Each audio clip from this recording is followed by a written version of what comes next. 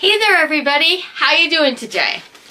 I'm here on my travel channel with some tips, my personal tips for Universal Studios Orlando for the first time person. You know, a person that's being there for the first time.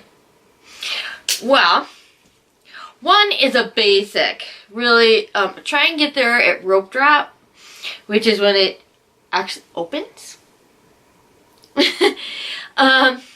And I would suggest this for everyone as well.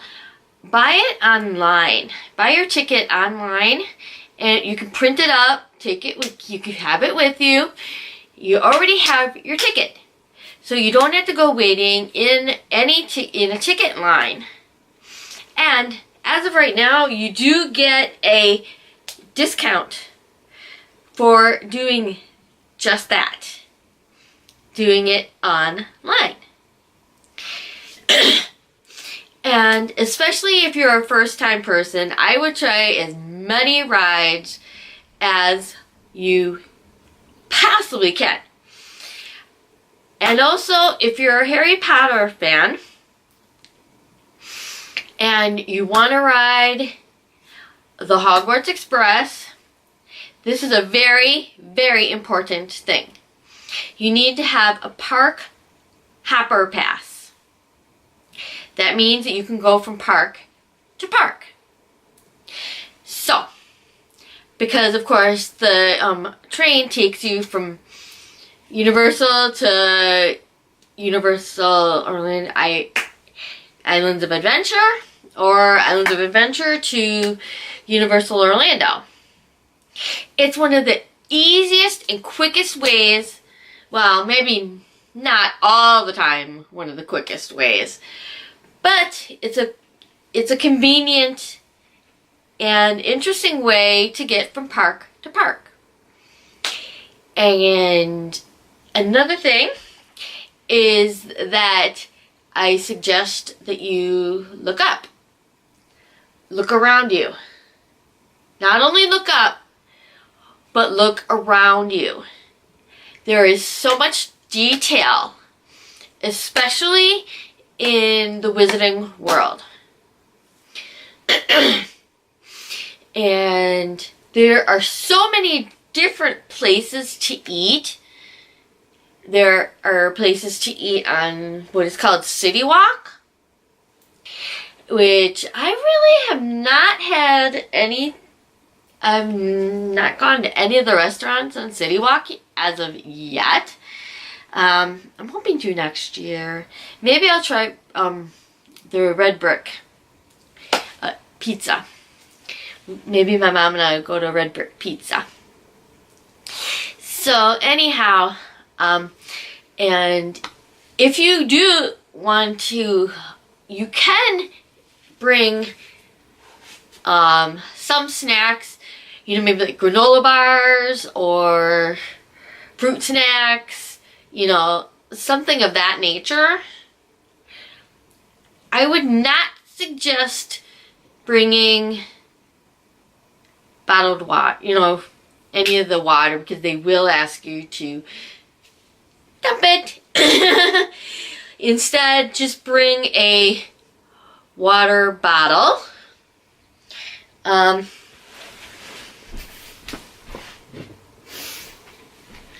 Bring a water bottle, and you can fill it up. Once you're in the park, you can fill it up with water. A lot of the places you can get free water. That's another thing. Be sure to stay hydrated, because Florida especially is very humid. One time when I was leaving my hotel, okay, I went from the hotel room to outside, okay?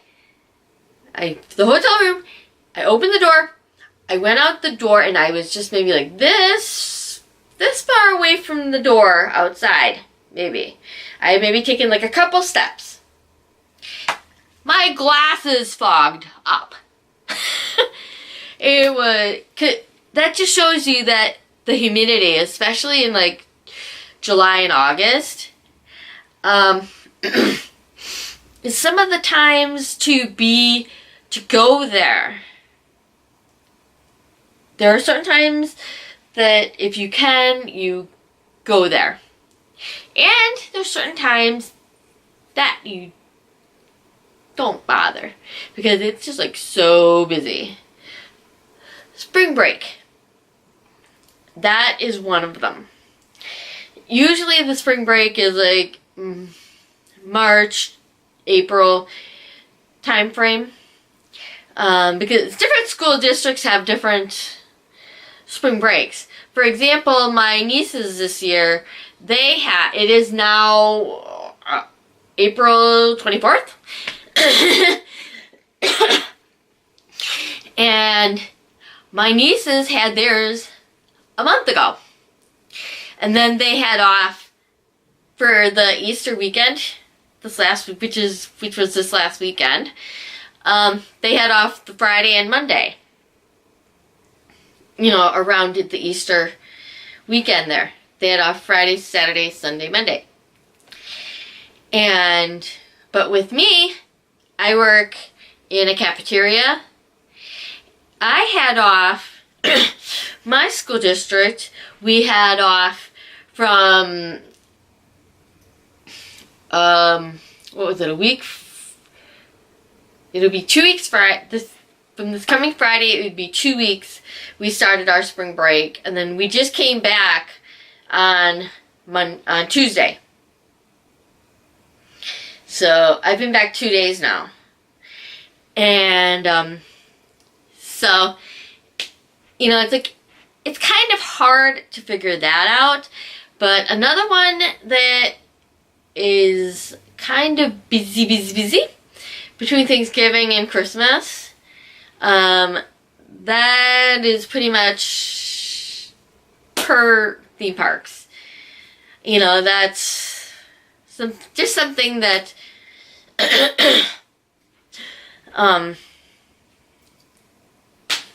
it's theme parks.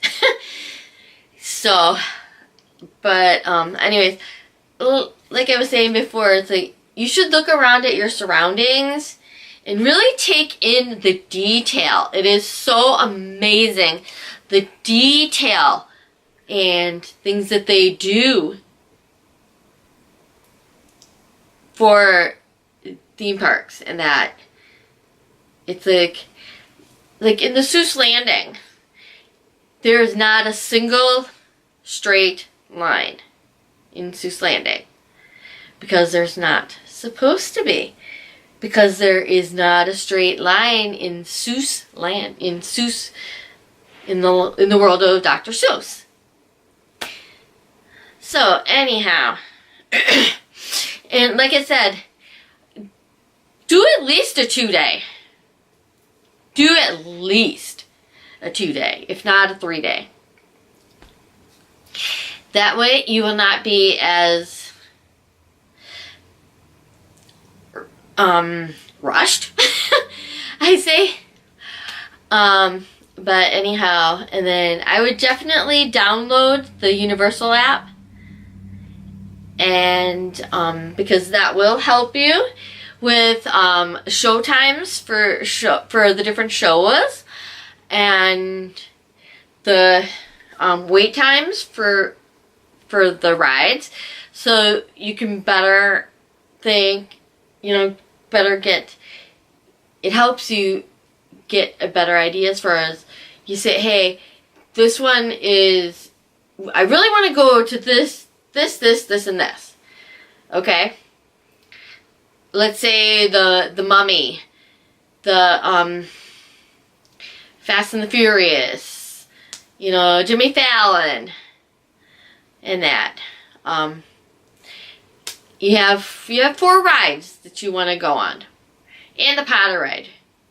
I can't remember which one is in that particular one. So anyhow, but I am a huge Potter fan, and I have been on both of them, and I think they're pretty cool.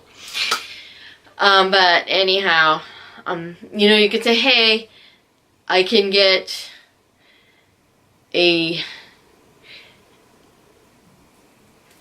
you know, they have the express pass, you know, there's an express pass that you can purchase.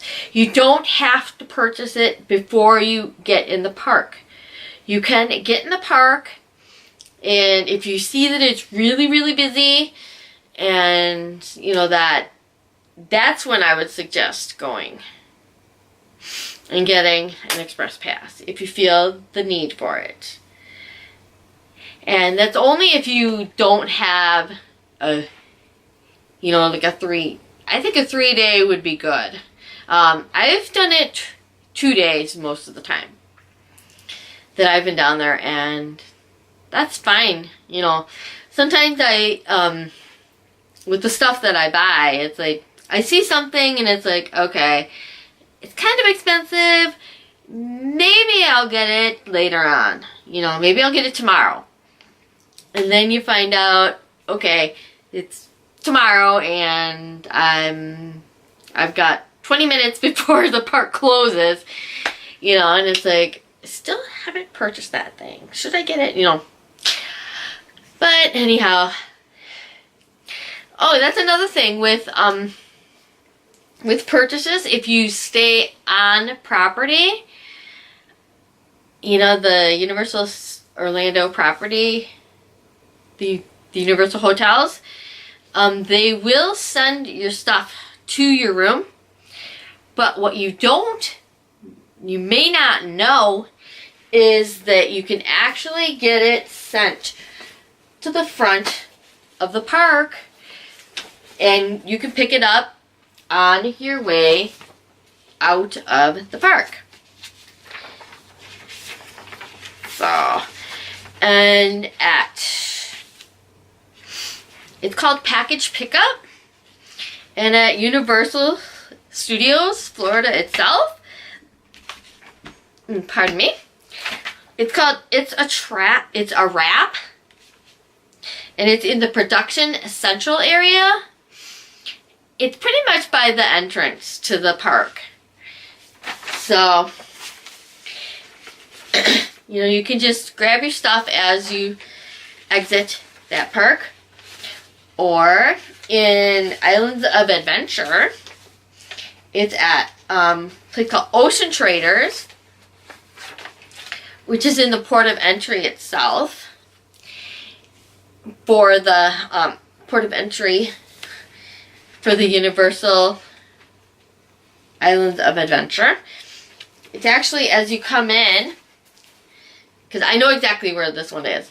I've never actually picked up from the one over at Universal, but as you're coming in, or actually let's do it as you're going out, okay? As you're coming out from like Superhero Island or Seuss Landing, you turn, you go straight ahead, you know, it merges and you go straight ahead in the port of entry. As you're going down, as you're walking down the street, it is on this side. It's on the right side as you're headed out. And you stop by and you pick it up, and if I remember correctly, you do get a like a receipt type thing, and you have to have that to pick it up. But anyhow, keep this in mind. If you buy something at Universal Orlando, you do have to pick it up at Universal Orlando's package pickup. And if you buy something at Islands of Adventure, you have to get it at the Islands of Adventure package pickup. So that's at Universal, it's called It's a Wrap. And at the Islands of Adventure, it's called Ocean Traders. And I think that that's a pretty cool thing to know, because it's like, you know, if you want to get something early on in the day, do it. You know, you can do that and send it to the front of the park. But there's one specific type of thing that I would suggest that you not purchase until you are ready to leave. And that has been a mistake of mine once. And it is chocolate. You don't get chocolate until you are ready to leave. I suggest that you look in the, because there is actually an Universal store in the City Walk. I would suggest that you look in there, and especially if it's Harry Potter candy. I believe a lot of the Harry Potter candy is in, they do have it at the, I know that they have the Fizzing Whizbees and the Mint Toads. They've got the Chocolate Frogs. The Chocolate Frogs, they do pretty good as far as, cause there must be some different types of chocolate. But anyhow, from my experience, the Chocolate Frogs, the Mint Toads, those ones are, they're okay. But the Fizzing Whizbees, which is chocolate with Pop Rocks, the first, I've had 2 boxes, okay? I have bought 2 boxes of Fizzing Whizbees. Or is it 3? I can't remember offhand. I think I did buy some when I went down by myself. But, anyhow, I suggest getting chocolate right before you leave the park, or as you're leaving the park at the Universal Studio store, because the floor, especially if it's in the Florida heat, the Fizzing Whizbees actually melted. My first box, it actually melted. So I was just like breaking it, you know, breaking some of it off after I had put it in the freezer for a while at the hotel. We put it in the, actually it wasn't, I don't think there was a freezer in there, but anyhow, the fridge. But I did put my Mint Toads and Chocolate Frog in the fridge. So, but anyhow, and there is actually a Universal Studios store at the Orlando International Airport, and I have actually bought from there the Mint Toad and the Fizzing Whizbees. So that was actually my second box of both of each of those. So I bought some of those to bring home. So, and that is my ideas, my tips for the first time person. The first time going to Universal Studios. And if you have any suggestions as far for the first time user, for the first time visitor to Universal Studios, or maybe just any theme park. If it's a theme park specific, then say so. But put it down in the comments so that we can all hear ideas. And maybe we can even make each other's theme park experience a better and more fun experience. So you guys, I'll see you next time. And keep flying, guys. Keep hanging and keep traveling. I'll see you next time. This is Travels with Patty, and I am out of here.